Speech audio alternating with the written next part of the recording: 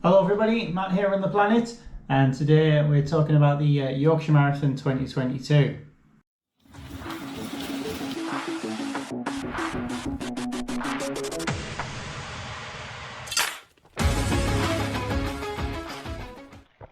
So if you've been following me on the channel, we've had a few marathons through the year. This is actually the 5th in-person marathon that we've done. Obviously 2 weeks before this we did the Chester Marathon.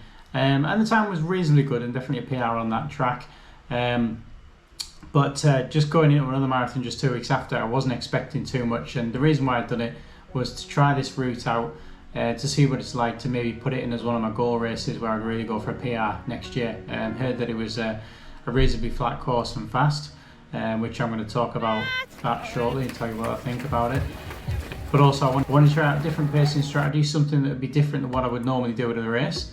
And also I wanted to try out some new products in terms of the cramp fix, and that was basically what I was trying to do for the race.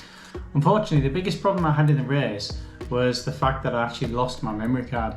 So we did a bit of filming at the start. We got some filming with the cameras on the phones, and my wife was obviously there with us on the day, so we managed to get some filming at the end, and for the last few hundred meters, actually managed to pick up one of the mobile phones that we had and carry that across the finish line.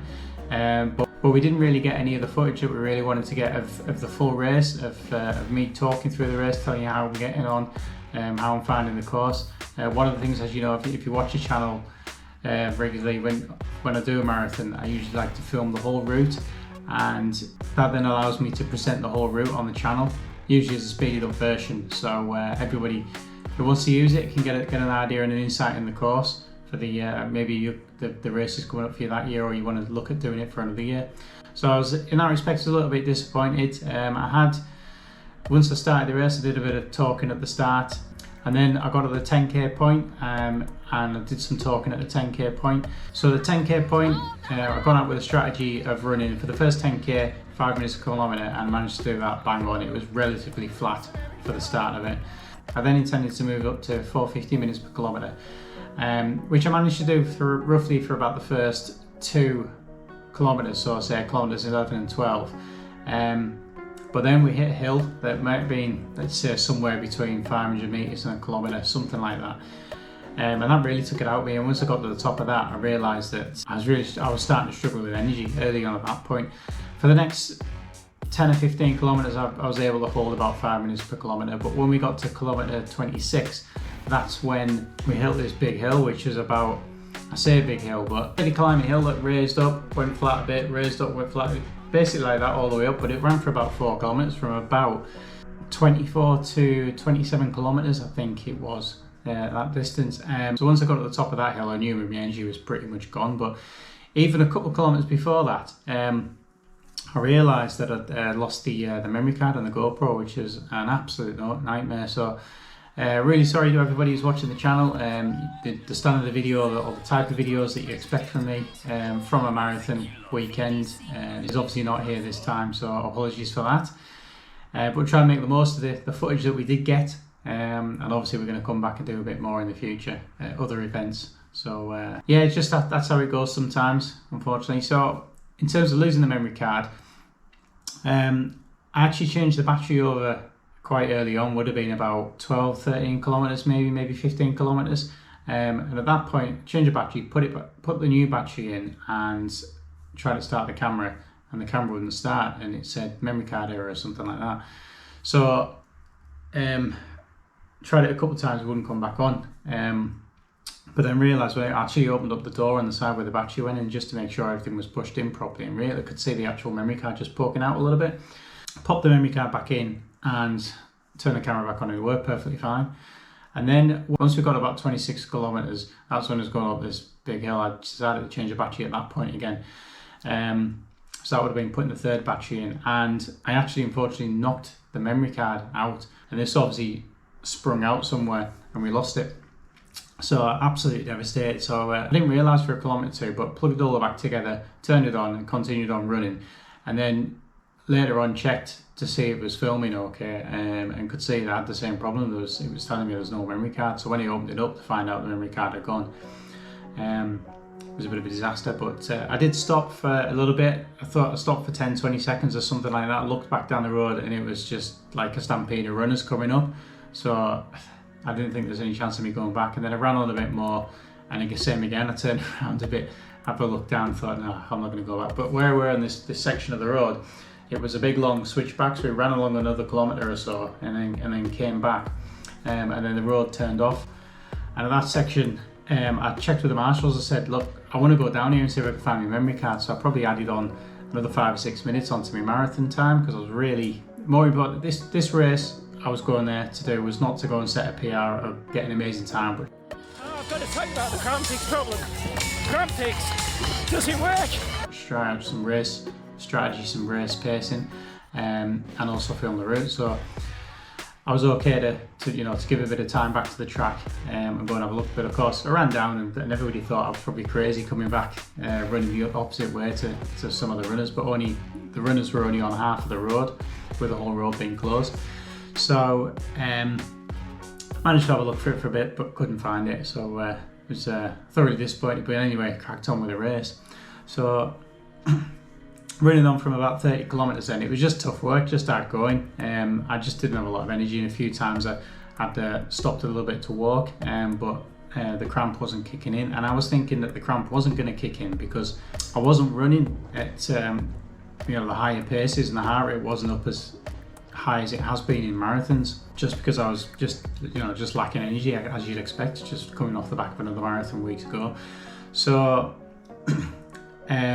but that was the last thing I wanted to do to test out in the race, was for the cramp to come in. So eventually I got to 36 kilometres and I did feel a little bit of cramp coming in. I was like, this is the first time I've ever wanted to cramp. I was like, yeah, it's really exciting. So I tried this stuff, the Crampix stuff, and did it work? Well, you're supposed to take Crampix, and within somewhere, if you go on their website, it tells you within 30 seconds to 2 minutes, it will kick in. And this is the lemon and lime flavour. They do different flavours. I was quite sceptical about it working. Something that can fix me cramp for a race in instantly. It's unlikely going to happen, isn't it? But anyway, let's have a go. So I thought, it's got a lot of electrolytes in there, like sodium and potassium, all that normal stuff that you get in there. But it's also got vinegar in there, and I think the idea is to have something really quite high and tangy in there, and that helps it out. Apparently, there's a connection from the senses or receptors in your mouth down to your nervous system on your spine. And the idea is that you take that, you swirl it around your mouth for 15 to 20 seconds, and then you can swallow it if you want. If you want, you can actually spit it out, apparently, but I swallowed it and I had it in. It was really quite strong and tangy, went up my nose, and I kind of got that kind of reflex taste that I almost wanted to spit it out, but I didn't spit it out. I managed to keep it in and swallow it. And then for the next 2 minutes, I thought, is this really going to work? I had a little bit of cramp on. I was running probably about 5:30 minutes per kilometre at the time, but I managed to I just tried to keep running through it, and within 2 minutes, my cramp had totally gone. Does it work? It bloody works. It's absolutely incredible. So I thought this was really, really good, and I was able to. Although I did have a couple of stints of walking for maybe 5-10 seconds. Maybe a little bit longer for the rest of the race. I pretty much ran to the end of the next 6 or 7 kilometres to the end of the race without cramp coming back at all. So if anything, I'm going to do a lot more testing with this, but I could definitely, off one marathon, I can recommend this. I got 6 kilometres easy without cramp coming back, which is really, really impressive. Okay, I wasn't going up to proper marathon speed, but I was not that far off, 30 seconds or a minute per kilometre. So I wanted to try out a negative splitting on the marathon, 5 minutes per kilometre, down to 4:50, down to 4:40, and even 4:30 if I could do it at the end. That never happened. In reality, it probably never was going to happen, but I wanted to try it and see what it was like.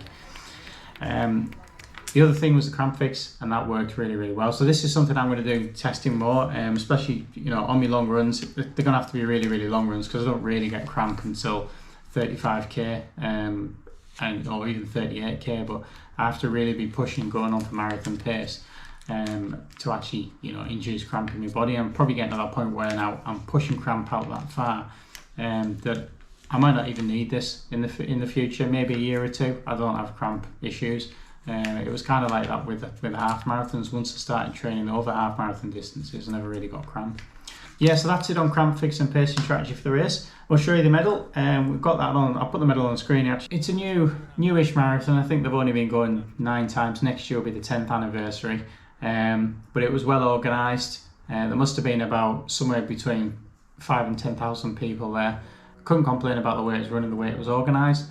T-shirt, there it is. You can see there. That's the Yorkshire Marathon T-shirt.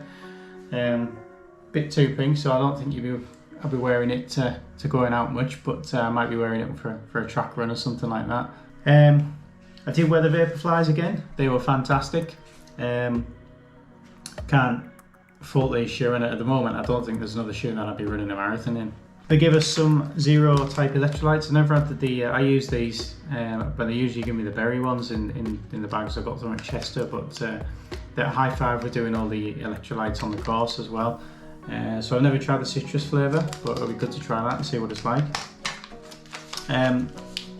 Salt shoes are something else that I carry on the race, and that's another compliment to Cramp Fix. I carried these with me as a kind of a last resort after. Once I've run out of all my gels, once I've run out of all my electrolytes, I use those to kind of stave off the cramp and keep it going. And they actually just stayed in my bag. The packet hasn't been opened, so that's another credit to the Cramp Fix. So time wise, 3 hours 52 minutes 35 seconds. It probably could have been. I could have been probably 10 minutes faster than that on the day if I hadn't lost that time going up to look for the memory card. And so I would have at least got a 3 hour 45. So that's kind of where I felt I would be on that course. With that 3 or 4 kilometre hill in the middle, I'm not convinced it's a fast race that I would do again, but definitely at the time where it falls, kind of middle of October, if I'm doing something else early on in the year, maybe early September, then if I do want a second marathon where I want to actually go for pace, I could possibly fit that one in there, but I'd have to see how the calendar pans out. So obviously a lot more marathons coming up next year. We've got the half marathon coming up, Alton Towers, next year, and that'll probably be the last race I'll have on the calendar this year. There might be another half marathon that we might do towards the end of the year, and they're kind of more of a fun thing. For me, the big goal is to try and run this sub 3 hour marathon one day and just keep improving on my marathon times. I'm not sure if I'll get involved in any 10k events, but we'll see how it goes throughout the year. I've definitely got to try and set my 10k PR this year, set it higher anyway, so I've got on the radar to try and run 40 minutes in the 10k. We'll see how that goes at some point through the year. So yeah, well organised event. I'd like to thank everybody who came up to us and said hello during the race. There was a couple of runners that we met on the course, a few other people. Richard, hope you did a good race. Mark, obviously saw you towards the end and helping out. As obviously I lost track of what the distance was that we were running because of me running back on the course. I wasn't sure where we were at.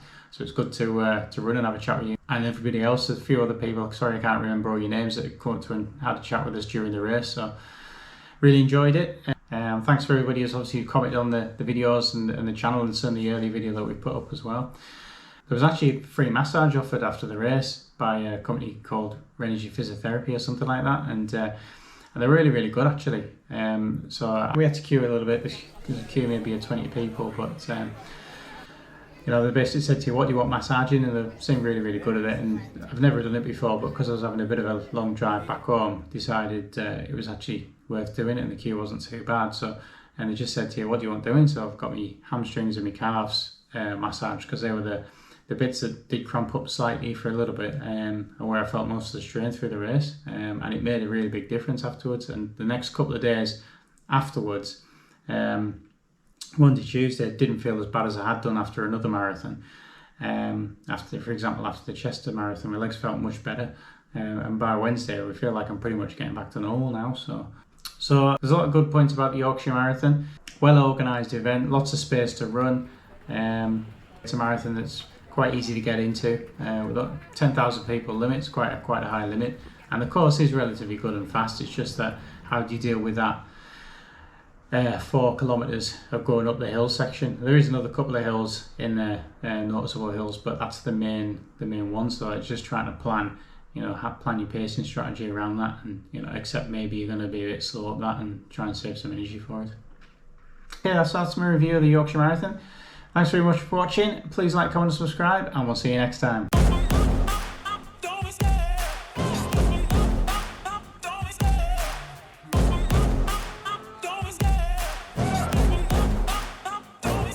I love the chase and the hunt, and I set the pace when I'm running. I always take what I want and